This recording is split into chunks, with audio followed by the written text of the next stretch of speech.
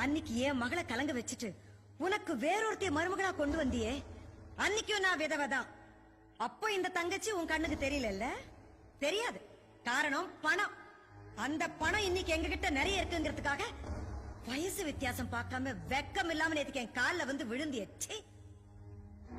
சரி, தங்கச்சி தான் அன்னைக்கு ஞாபகம் இல்ல. என் புருஷன் ஞாபகம் இருந்துச்சா? இந்த ஊர் ஜனங்க முன்னாடி அவர் கொடுத்த வாக்குறுதி ஞாபகம் இருந்துச்சா? அந்த வாக்குறுதியை காப்பாற்றணுங்கிற ஞாபகம் உனக்கு இருந்துச்சா? மனுஷனா இருந்தா தானே இதெல்லாம் ஞாபகம் இருக்கும். நீ என்ன கேட்கலாம், நேத்துக்கு நீ எனக்கு கொடுத்த வாக்கு என்னடி ஆச்சுன்னு. கொடுத்த வாக்க தவற பரம்பரையில நான் வாக்கப்படல. வாழ்க்கை பூரா கொடுத்த வாக்க காப்பாத்தணும் நினைக்கிறதுதான் என் குடும்பம். நேத்துக்கு நான் உனக்கு வாக்கு கொடுத்தேன், உன் வீட்டுக்கு நிச்சயம் பண்ண வரேன்னு, உன் பொண்ண நிச்சயம் பண்ண வரேன்னு இல்ல.